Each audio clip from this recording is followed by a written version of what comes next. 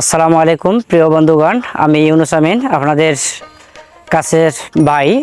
আজকে আপনাদেরকে নিয়ে এসেছি নীলফামারী জেলার কিশোরগঞ্জ উপজেলার গারাক গ্রামের কর্নেলের বাগানে। আপনারা দেখতে পাচ্ছেন আমি হেঁটে যাচ্ছি কর্নেলের বাগানের সেই মেঠো পথ ধরে। আর আমার পিছনে আপনারা দেখতে পাচ্ছেন বিশাল বড় একটি বাগান।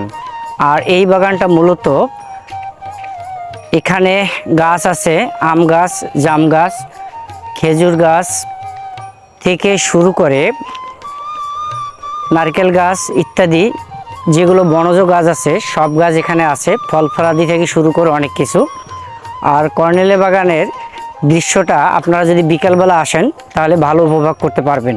আর আসলে এখানে হাতের ডাইনে একটা সুন্দর একটা আপনারা পুকুর দেখতে পারবেন। আর চোখ যত দূর যায় মোটামুটি বেশ কিছু বিঘা জমিতে এখানে কর্নেল সাহেব বাগান করেছেন।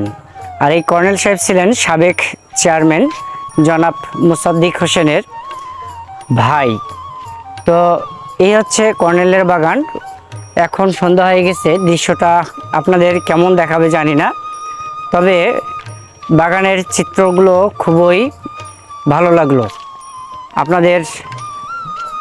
এই যে অনেক বড় বড় গাছ, যখন ফল ফুল হয় তখন সিনারি আরও অনেক বেশি সুন্দর এবং উজ্জ্বল হয়ে থাকে। এই যে দেখতে পাচ্ছেন পিছনে আপনারা কর্নেলের বাগানের গাছের দৃশ্য। তো যদি আপনার বাসা কিশোরগঞ্জ, গঙ্গাচড়া বা জলঢাকা, রংপুর বা নীলফামারী অঞ্চল হয়ে থাকে, আপনারা চাইলে এখানে বিকালবেলা এসে ঘুরে যেতে পারেন এই বাগানটি থেকে।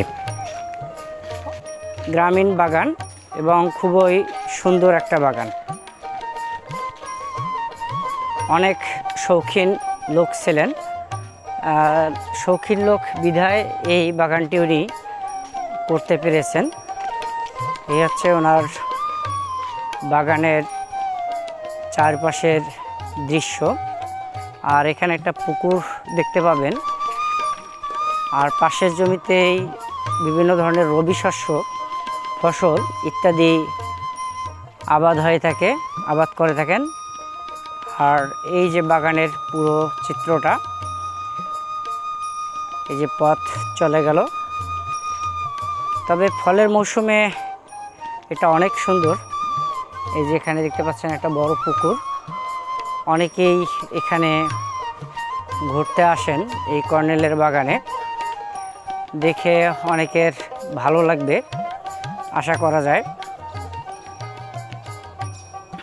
যে যেখান থেকে আমার ভিডিও দেখেন কিন্তু লাইক কমেন্ট বা শেয়ার করেন না, আপনাদের কাছে বিশেষ অনুরোধ থাকলো আমার ভিডিওটা দেখে যদি ভালো লাগে একটা লাইক কমেন্ট শেয়ার করবেন।